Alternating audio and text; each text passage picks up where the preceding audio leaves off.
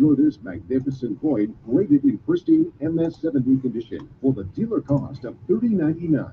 Free shipping, no sales tax. This is your chance to own a piece of history while building a foundation of enduring value. It gets even better. Global Coin is giving the first 100 callers a free MS70 2025 Silver Eagle to complement your 1-ounce gold eagle. Two iconic coins, a symbol of prosperity and a testament to the enduring value of gold and silver. Global Coin backs every purchase with a 30-day return policy, ensuring your peace of mind.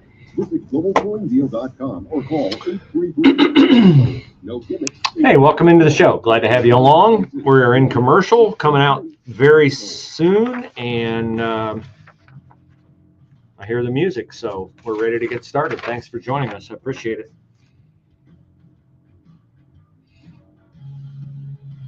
it. Well, Democrats haven't had a big day.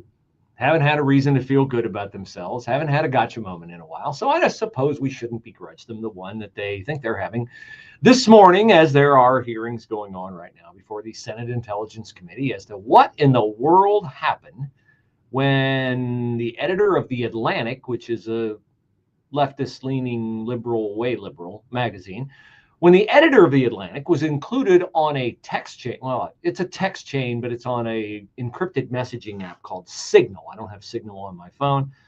I have WhatsApp, but I don't have Signal. So Pete Hegseth was on the chain, John Radcliffe, head of the CIA, Tulsi Gabbard, Mike Walls, National Intelligence Director, Vice President J.D. Vance. This is high-level stuff, and they were on March 15th. Talking back and forth about how or if they were going to strike back against the Houthi rebels over in the Middle East. And somehow, pretty obvious to me, if somebody screwed up, made a mistake, Jeffrey Goldberg of The Atlantic was included on this text chain. Now, he says that this was top secret military information disclosed. The Republicans say that it was a conversation among people who are in powerful positions, weighing whether to strike or whether to wait and how it would affect European shipping and, blah, blah, blah, blah, how to position it, messaging after the fact, all that. But that no maps, no top secret, no really super damaging stuff was out there. I don't know which. But here's what I don't want our side to do.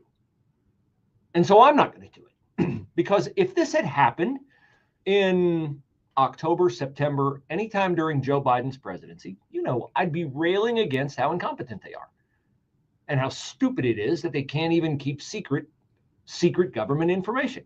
So I'm an honest broker. I don't like the fact that we look stupid on this, but we look stupid on it. Let's just admit it. I saw efforts online yesterday and this morning. Oh, this was a setup. They put it out there to make Jeffrey Goldberg look bad. No, they didn't. No, this was a legit conversation. In fact, even the White House has acknowledged that Jeffrey Goldberg was inadvertently added to it. In other words, if he were having fallen victim to a setup, the Trump administration would be gloating and Caroline Leavitt would be laughing and Donald Trump would be, taking a victory lap on it. No, look. A long time ago when J.D. Vance was an outspoken critic of Donald Trump. And now J.D. Vance is the vice president. How did that happen? How did that gap happen from J.D. Vance? You might forget, but when J.D. Vance was first running for Senate a couple of years ago here in Ohio, his opponents, Josh Mandel, Mike Gibbons, Jane Timken, Bernie Moreno, they were all blowing him up with stuff that J.D. Vance had said about Donald Trump being unfit, couldn't vote for him, blah, blah, blah, stupid, this, that, the other. How did that bridge get built between J.D. Vance, Trump critic, and J.D. Vance, Trump vice president? You know how it got built? J.D. Vance saying something that Democrats can never say. I was wrong. I was wrong. Now, we're a forgiving people. And when somebody owns their mistakes and says, I was wrong, we are obliged to forgive. Certainly as Christians, we are obliged to forgive.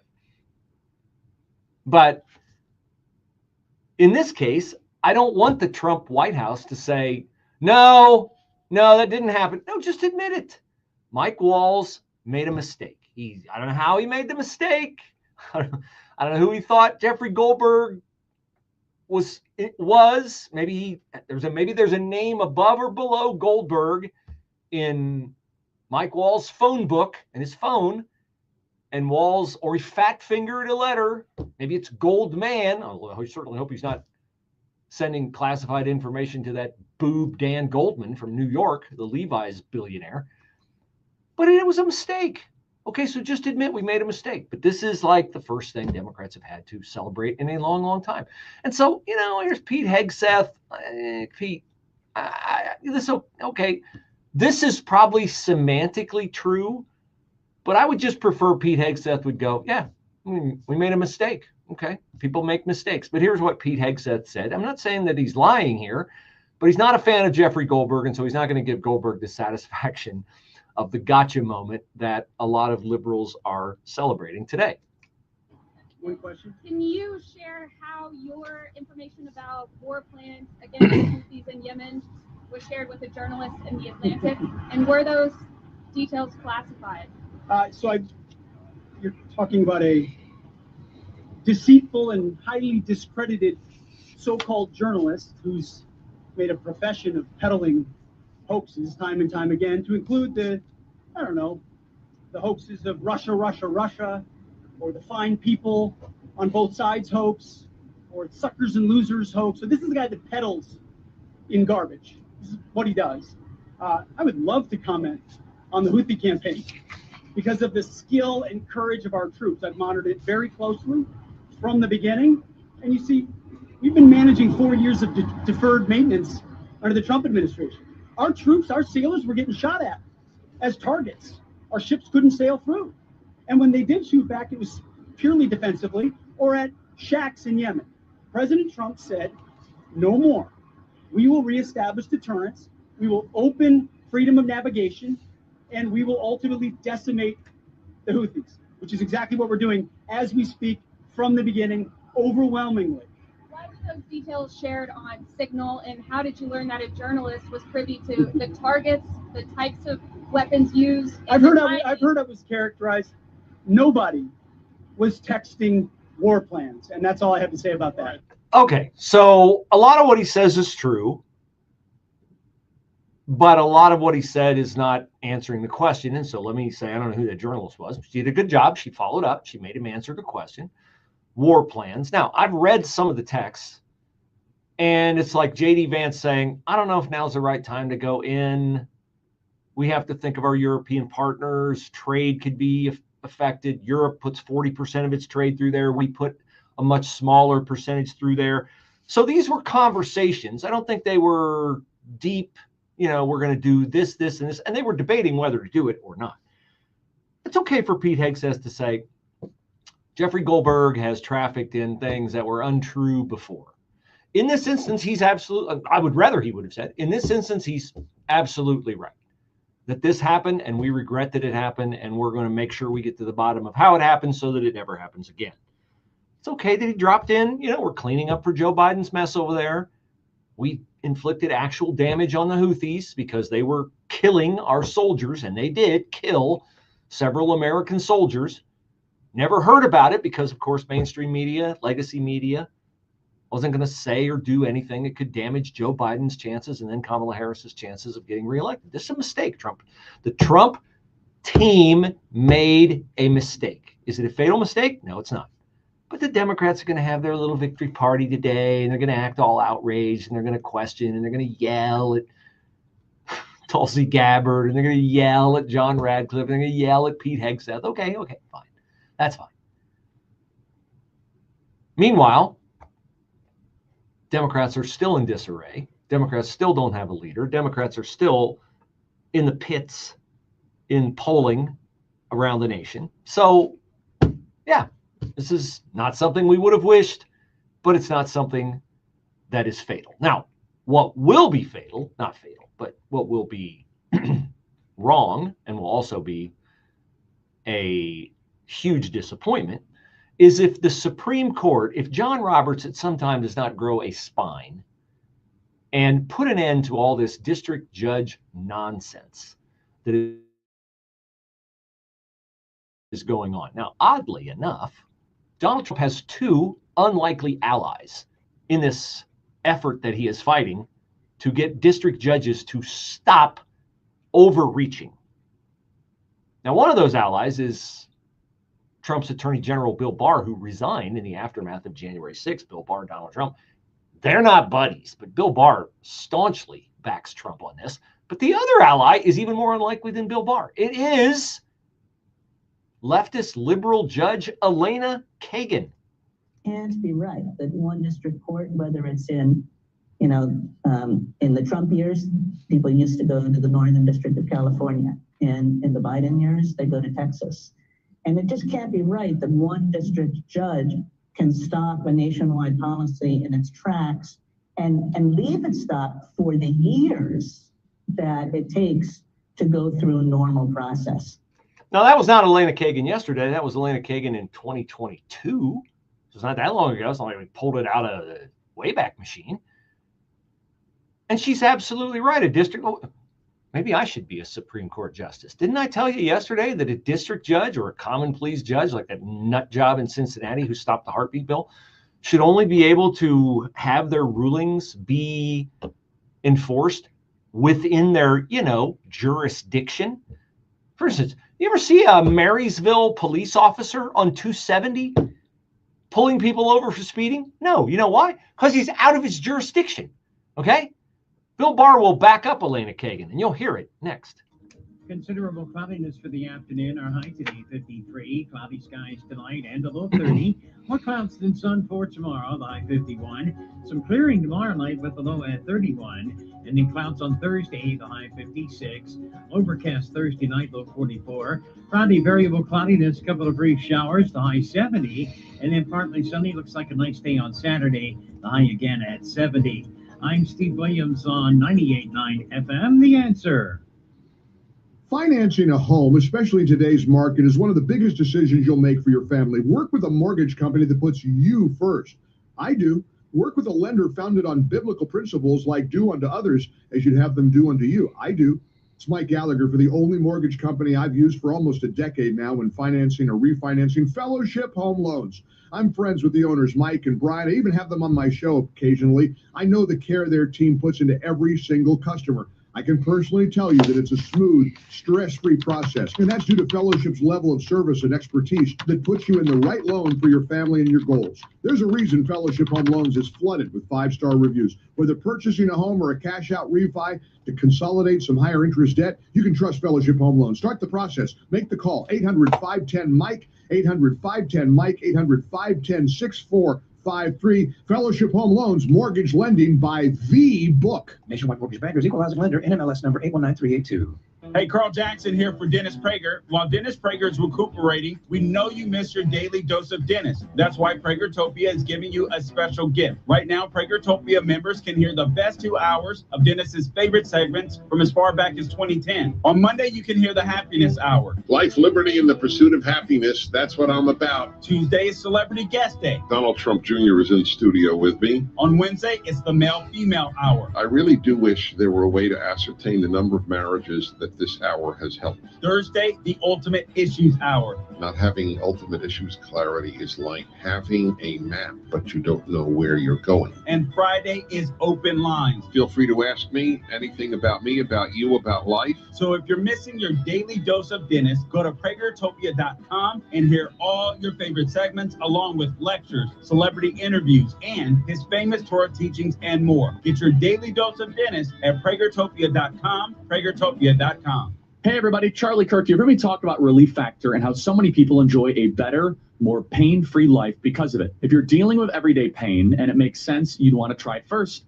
Well, Relief Factor makes that pretty pain-free too, with their 3-week quick start for just $19.95. An easy, affordable way to see how it could literally change your life.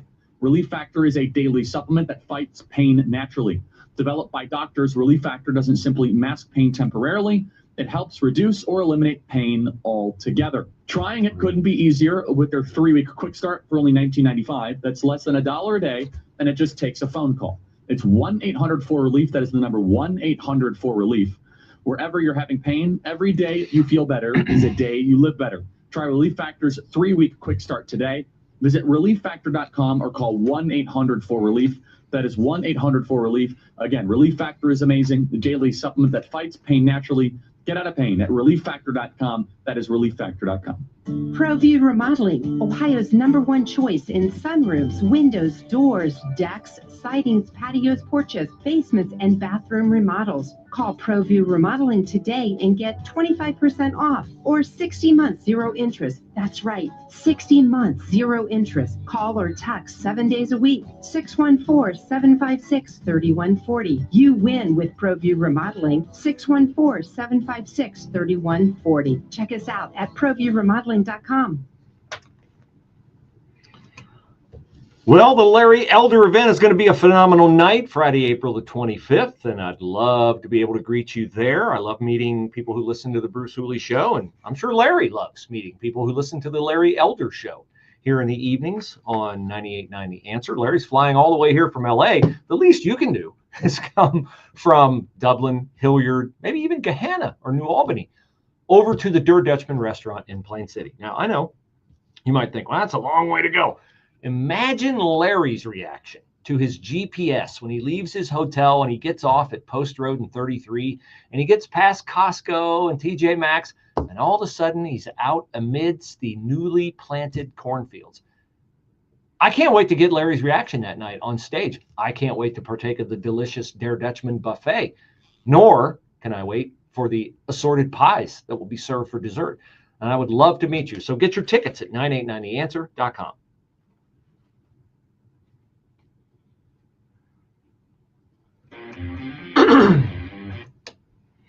So we do not have a ruling yet. We might get it today. We might not get it today. Yesterday, the attorneys for the Justice Department and the attorneys for the ACLU, the enemy, were in front of a federal appeals court litigating whether or not the federal district court, James Boasberg's order that you turn those planes of Venezuelan illegal aliens around right now, because they have not been given due process. And the Justice Department is arguing, well, they're not entitled to due process. Now, we're invoking the Alien Enemies Act, and we're going to get the nasty people, the kinds of whom murdered Jocelyn Nungaray and Laken Riley, we're getting them out of the country. And we're using our presidential power to do that. And Boasberg's like, what? Presidential power? I am a district judge, and I'm saying you can't do it. So this will have to be litigated at the Supreme Court level. First of all, I played for you in the last segment, Supreme Court Justice Elena Kagan saying these district judges are out of control. Now, that was only 3 years ago she said that. 2.5 years ago, September of 2022. She said a district court judge can't make policy for the entire country. Only the president, Congress, or the Supreme Court can do that. And the Supreme Court can't make policy. It just rules on whether policy that's been made is constitutional or unconstitutional. So we have 3 co-equal branches. And the district judges are not in there, okay? They're part of the judiciary, but they got people above them, and their jurisdiction is limited. So here's Attorney General Bill Barr. He and Trump are not pals. Didn't Trump call him fat? Didn't Trump just rip on Bill Barr after Barr resigned following January 6th? Barr is not a Trump fan. Barr is, however, a fan of the law. And here's what he says of the position Trump took, rounding up Tren de Aragua members, putting them on planes, shipping them off to a prison in El Salvador. By the way, do you enjoy, as much as I do, the videos of the Tren de Aragua members having their head shaved and being put in their little white outfits and their little white Crocs and marched in handcuffs into their cell? I take a bit of enjoyment in that. Perhaps you do as well. Here's Bill Barr on whether Trump is right and the judge, James Boasberg, is wrong. Yeah, I think there are 2 things going on, and the president is absolutely right to be frustrated and concerned about the way the courts are handling this. First, there's a pattern whereby these district court judges are trying to usurp the responsibility of the president in the national security area. The Constitution gives the president the power to make the judgments about how we deal with foreign nationals when we are animated by national security concerns. It's his call, not a district court judge's call. The second phenomenon that's occurring is even where it's appropriate for the court to play its traditional role of safeguarding the liberties of American citizens, we have this phenomena of nationwide injunctions where the lowest level judge, district judges, try to bind the entire nation and bind the president in their initial decision. And that is not what we have meant by the judicial power under our Constitution.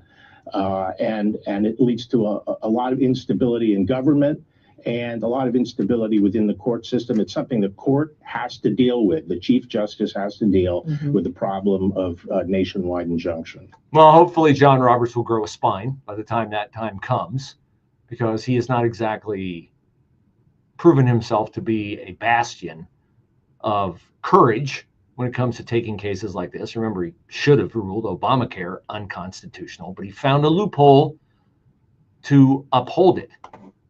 Now, the difference in the two sides, Boasberg says, well, the Alien Enemies Act is only if you are at war. And the Trump administration says, no, that's wrong, because the act says, or, not just war, but or when any invasion or predatory incursion is taking place. Now, Barr talked about during the time he and Donald Trump were simpatico, and Barr was with the Department of Justice as the Attorney General.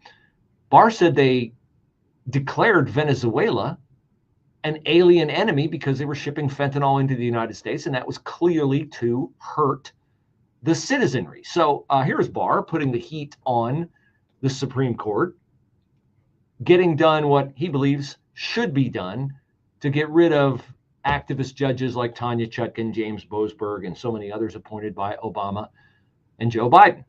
So if they finally stand up and decide a case instead of, hanging back from these decisions, I think it'll come out the right way. I think most of the justices appreciate how absurd this is. Look, when a district court judge decides a case, even the judge down the hall in the same building is not bound by that result. They can find differently in a similar case or a same kind of case.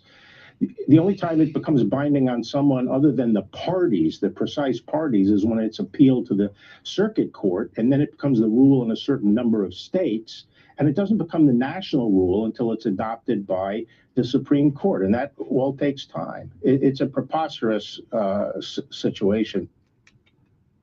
I didn't go to law school, I promise, but when I told you yesterday that judicial rulings should only be enforceable within the bounds of a judge's jurisdiction, it sounds like I went to law school. I didn't. I'm just, what I'm using. You know what? You know why Democrats disagree with me and why they disagree with Bill Barr? Because I'm using something Democrats never use. You know what it is? Yeah, I know. I hear you right now in your car. You're going, common sense. Yeah, that's exactly what I'm using. Exactly what I'm using. Which, of course, that's, a stranger to Democrats. One more from Bill Barr, who talks about how judges are making a mistake assuming that all these illegals are U.S. citizens and they're in a routine in their courtroom that maybe doesn't apply, or certainly doesn't apply, in these situations.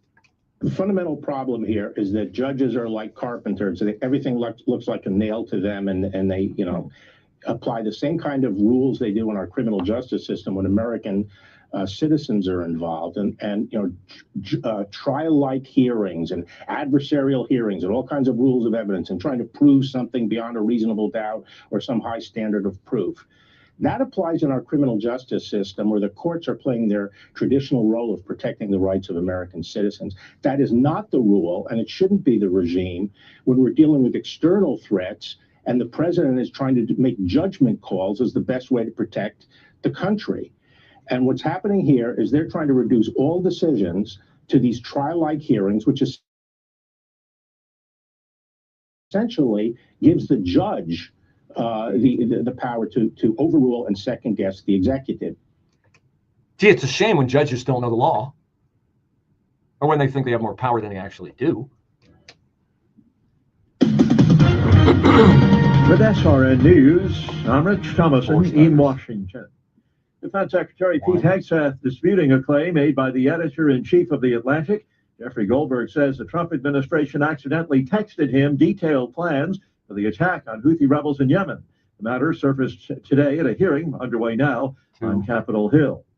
Trump efforts to weed out government waste, fraud, and abuse continue facing resistance in the courts. A closely watched gauge of consumer confidence, the Conference Board's Consumer Confidence Index, is down for the fourth straight month this month. Ukrainian officials report more Russian attacks overnight, this time targeting the Kiev region as well as areas of eastern Ukraine. Watching Wall Street, the Dow trading 79 points higher. The NASDAQ is up 75 points. More details at srnnews.com.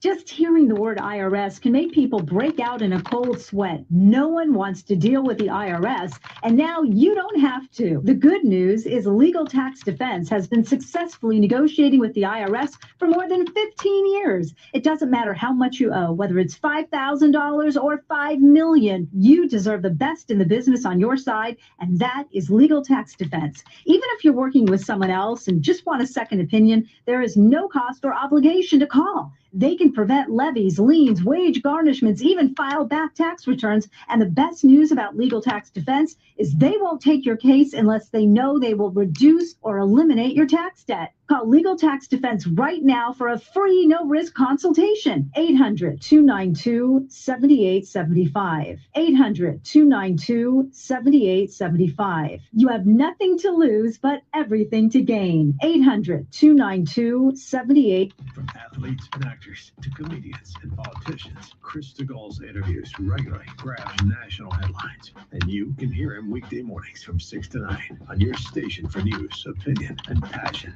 98.9 FM, The Answer. Wesley Financial Group is not an offer. If you own a timeshare, don't miss this public service announcement from Chuck McDowell, founder of Wesley Financial Group. If you receive an unsolicited phone call or mail piece to discuss selling, renting, or especially canceling your timeshare, don't fall for it. If you really want out of your timeshare, hang the phone up immediately or throw that mail piece in the trash and contact your timeshare resort or Wesley Financial Group for assistance with your timeshare. As the only Inc. 500 timeshare cancellation company, our knowledge, experience, and results has made Wesley a trusted resource for over 40,000 families we've helped get out of their timeshare. Give us a call, and I'll send you our timeshare exit information kit free with the straight facts about your timeshare and all of your options for cancellation. Call for your free info kit, 800-839-8484. 800-839-8484. 800-839-8484. Hear from one of America's most important public intellectuals on the Victor Davis Hanson Show. Europe is saying to us, if you have a U.S. platform and you have an interview we don't like, we're going to fine you to the extent we can over in Europe. So they interfere with us all the time. And if they don't like X and they don't like Google and they don't like Apple phones, just make your own. Subscribe to the Victor Davis Hanson Show today on Apple, Spotify, YouTube, Rumble, or at SalemPodcastNetwork.com. News, opinion, passion. Here, 98.9 FM, The Answer. Anywhere you go with The Answer's mobile app at 98.9theanswer.com. Also on your smart speakers, TuneIn, or iHeart.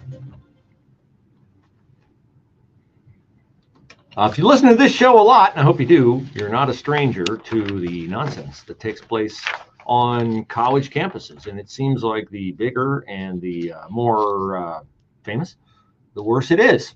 Send your kid away to school, they come back a different person, they disagree with everything you taught them, and you wonder, how did this happen? Oh, I'll tell you how it happened.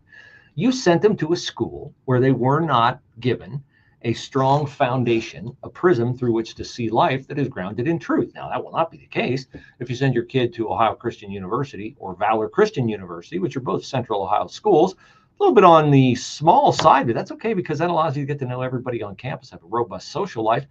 And guess what? The best part, I buried the lead, is that you can get $5,000 off when you spend $2,500. So it's a $2,500 net savings to you. Where do I find such a certificate to Ohio Christian University or Valor Christian University? At the Discount Shopping Club at 989theanswer.com.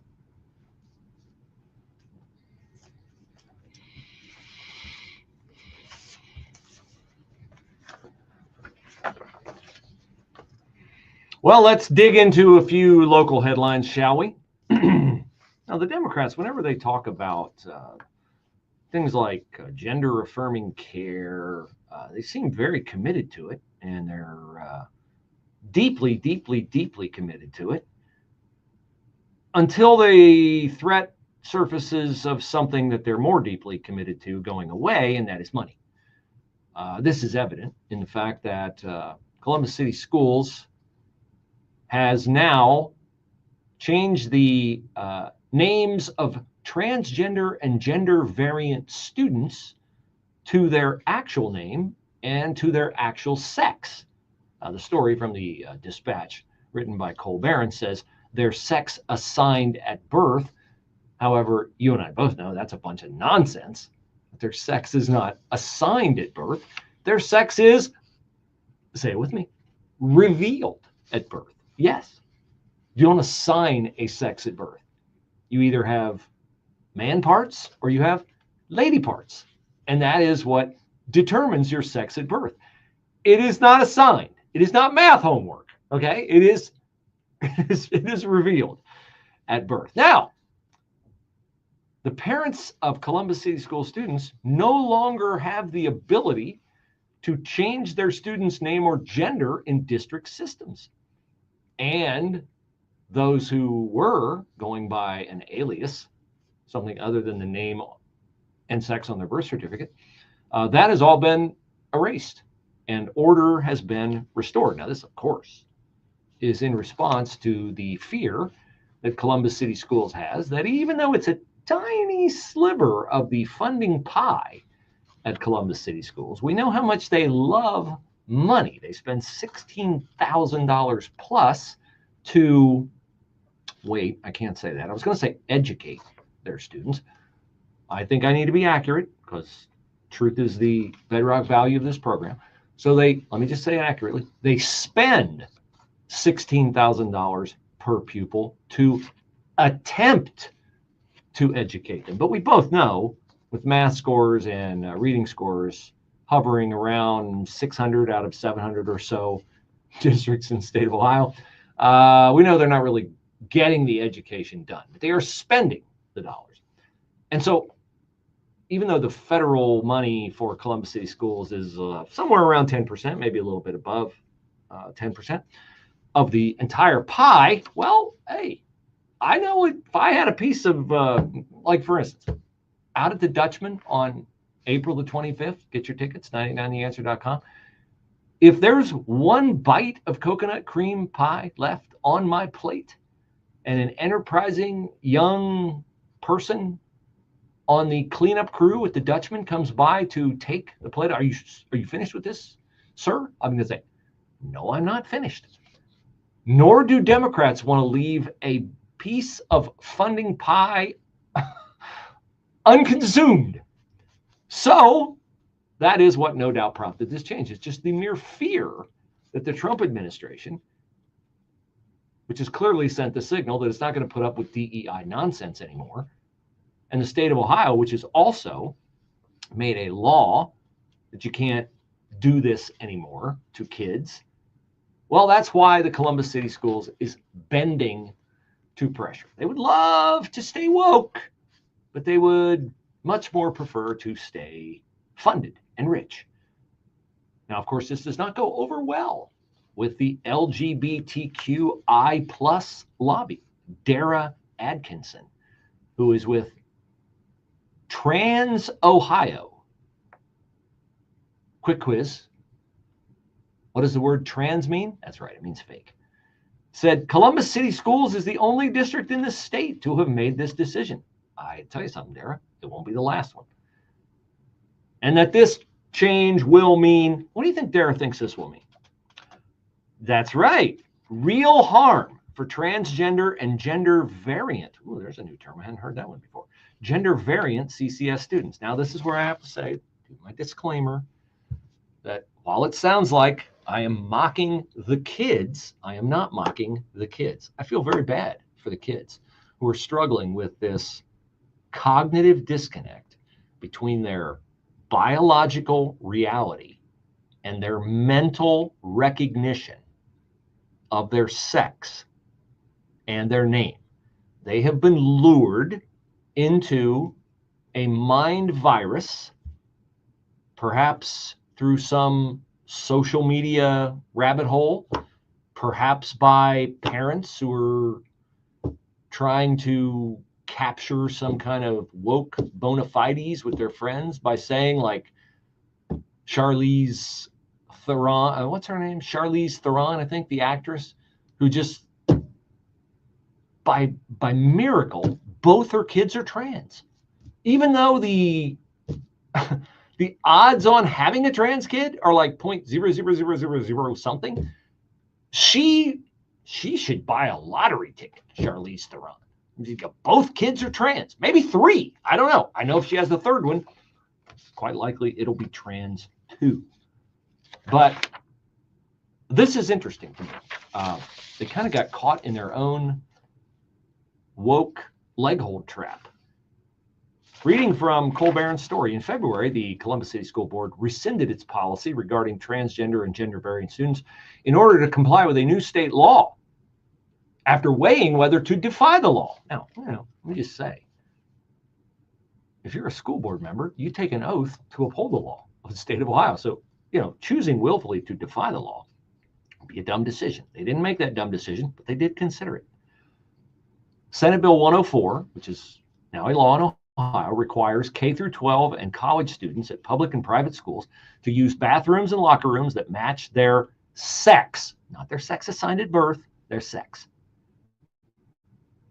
You cannot have multiple occupancy, gender neutral restrooms. I don't even want to think about that. And prevents transgender students from sharing overnight accommodations with peers of a different biological sex. Let's make that sentence more accurate, shall we?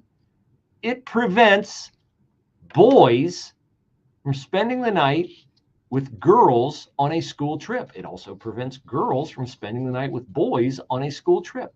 That is what that means. You can wade through all the woke gobbledygook. That's what it means. That boys can't stay in a girl's room and girls can't stay in a boy's room. Now, what happened when the CCS board voted to rescind the policy? The transgender students and advocates in the room broke into applause because they thought this was going to be the best way for Columbus City Schools to support students. I don't know why they thought that, but anyway, they applauded. Now, however, the policy that was rescinded also contained provisions pertaining to student gender identity, and the administrative guidelines contained information about how students and families could change the names. So they had to rescind that part of it too, because when you're rescinding a policy, you have to rescind the whole entire policy. It's not like a line item veto where you can take out what you want and keep what you want. So they thought they were doing something that merited applause, and it turns out that it is now highly agitating the people at Trans Ohio. So that's the woke side of the coin. Now, on the good side of the coin, and I know it's the good side of the coin because this bill is sponsored by Gary Click, who's one of the best people we have in the Ohio House. A proposed law would require all public schools to take a daily moment of silence for their students. Doesn't mean they have to pray. Don't get worried. Freedom from Religion Foundation, it's just a quiet time during the day. There'd have to be a designated quiet time. It doesn't have to be at the same time every day, just a designated quiet time. Gary Click says, people have to stop being afraid of God. We're afraid God's going to sneak in here. Well, God's already here, and people are already praying. The school is not going to inject religion into society. This is just a matter of freedom. Yes. Now, guess who's against this? You guys are so smart. That's right, the teachers' unions. Scott DeMauro of the Ohio Education Association. I think religion being brought into public school is a trend that's happening more and more. I hope you're right. In a society like ours, we have to protect the freedom of all students. And we have to keep them from imposing any religion on any people.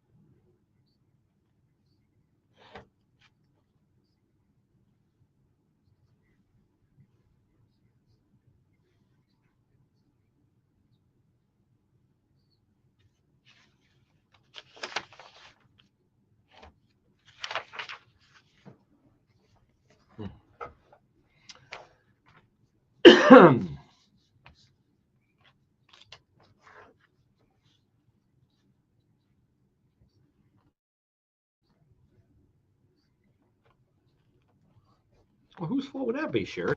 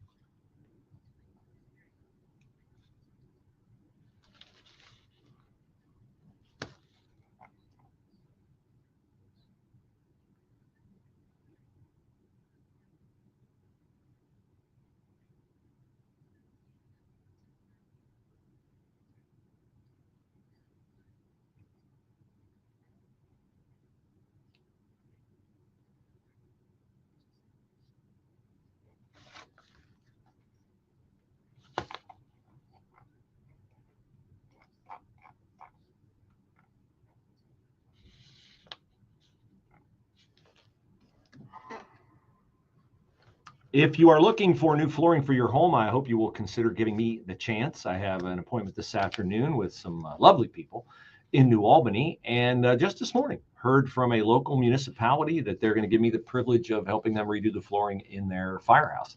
So, hey, commercial, residential, I'd love to have the opportunity to meet you, take care of you. Saw my buddy Dana this morning on a job in Upper Arlington. Hopefully we're going to get that taken care of. So it's a privilege for me to get to know you. Here on the radio, it's just kind of an antiseptic atmosphere. I'm in a studio. Jeff's over there. I see him through a window. But I like to meet you. So one of the ways I can do that is to serve you by helping you put new flooring in your home. Carpet, luxury vinyl plank flooring. If you would like to save money, get it in faster, and have the same products available to you that you do at the big box stores, go to brucehooley.com and click flooring. brucehooley.com and click flooring.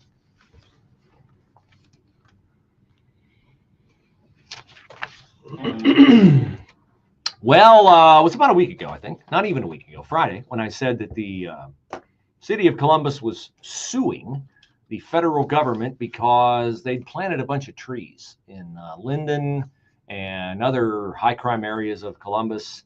And that was part of a clawback the feds were trying to do with money that Trump never would have spent, that Joe Biden was more than happy to give away to cities because they boldly and almost universally supported Joe Biden.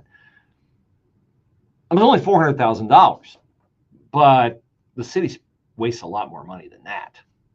Here's from the NBC4i website. Columbus City Council has approved more than $20 million to support the arts in the city. Now, let me just say, I'm not anti-art.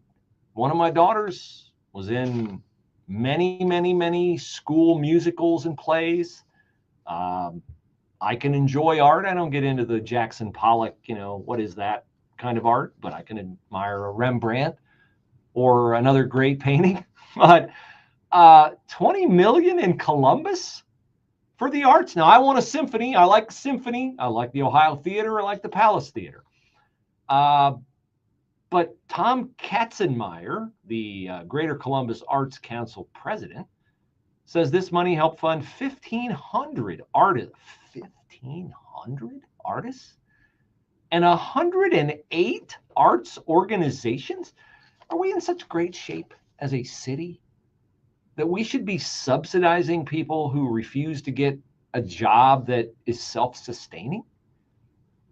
I mean, I suppose it's pleasurable to put your hands in mud and fashion a vase off a potting wheel, but you could still go work and support yourself. I don't need to be giving you my tax money. Now, wait a minute, Bruce. It's not your tax money. A large degree of this is funded by the extra tax on tickets and by a hotel, motel, bed tax and what they call a cultural fee. In 2024, all that added up to $24.6 million for the Greater Columbus Arts Council to invest in the city. Now, here's a quote from Columbus City Council member Nick Bankston, who's, I assume, fully on board with this. He says, it really shows again that our economy is booming and back, but more importantly, that the arts are back in Columbus, and pay close attention to the last part of this. And folks are willing to spend that money. Is that true? Let me just ask the question. Is that true? Is it that folks are willing to spend that money? I don't think folks are willing to spend that money. I think folks are, come on, Nick, be truthful, forced to spend that money. For instance, I'm going to bet if my wife and I want to do a weekend getaway, leave the ranch behind and come into Columbus and catch a show, I bet if I went up to the box office, first of all, I couldn't do this because they don't allow you to buy tickets at the box office. You have to buy them online so they can dock you a service fee. If I went up to the window and said, I'd like to pay in cash and I don't want to pay the service fee, I am, in the words of Nick Bankston, unwilling to pay the service fee. Would they say, oh, okay, that $50 ticket, Mr. Hooley, is only $48? No, they would not say that. If I decided to go big rather than go home and get a hotel room in one of Columbus's beautiful downtown hotels, Hyatt Regency, the West, and someplace like that. And I checked in and said, how much is the room tonight? Oh, it's going to be $225. Oh, and I'd say, well, how much is it if you take off the hotel motel bed tax? Because I'm not willing to pay that. Nick Bankston says I am, but honestly, I'm not willing to pay that. Would they say, oh, in that case, your room is only $210? No, they would not say that. So Nick Bankston, shove it when you say this is indicative that people are willing to pay that. No, they're not willing to pay that. I guarantee you every person who bought a ticket to the Ohio High School basketball tournament, be it boys or girls, when the OHSAA forced them to buy their tickets from one vendor online, checked out and went, hey, what's that service fee on there? I don't want to pay that. It frosts me. Honestly, this will probably get me in trouble this afternoon's meeting.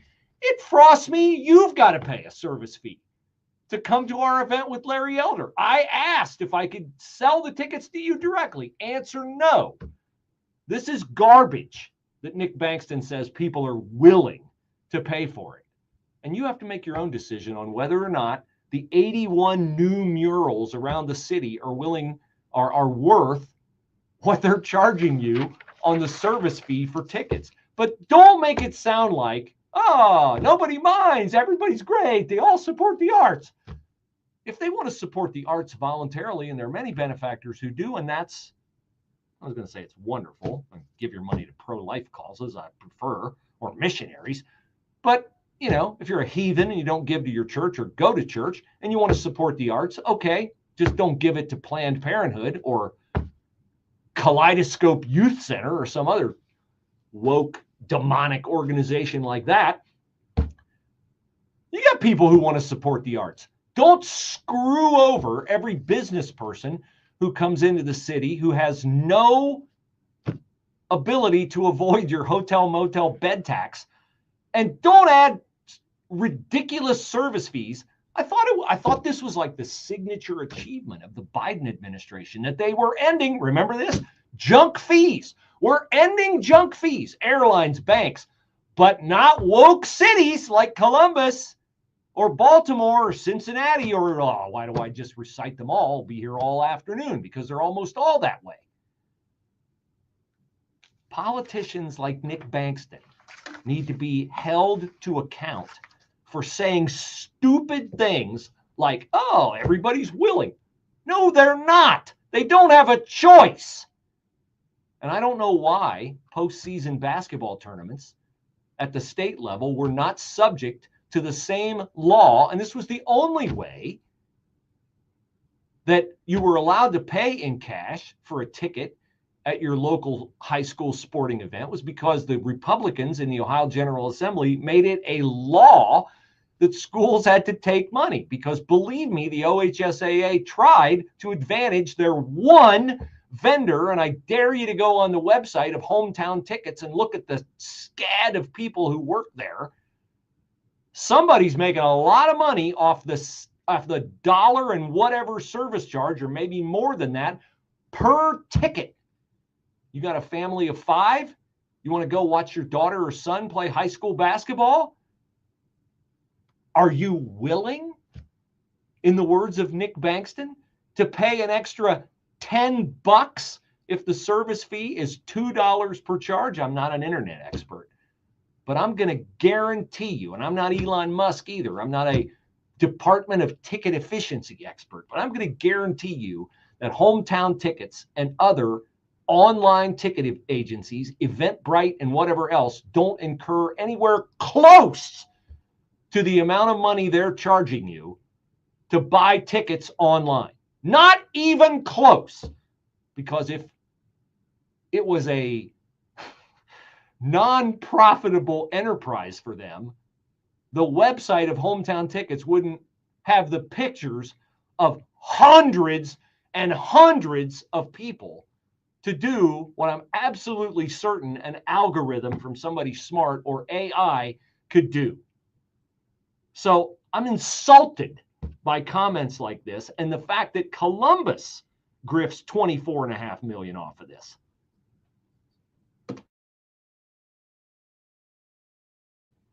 Week by marketing companies. We get it. We have hundreds of satisfied customers. Here's what a satisfied client recently said. Open enrollment is going great. We're hitting record numbers. Am I the only one who thinks that way? I don't think I'm the only one who thinks that way. But now I know I'm at war with all the people, including my own bosses. You should not have to pay a ridiculous service fee to buy a ticket to an event. This is like the sign in the neighborhood, homes from $299.99. Yeah, from means none of them are that. And by the time all the fees are added onto it, you're going to be paying $350 grand for that house, a starter home. Thank you, Joe Biden, and your 9% inflation. All right. With that, have a good day.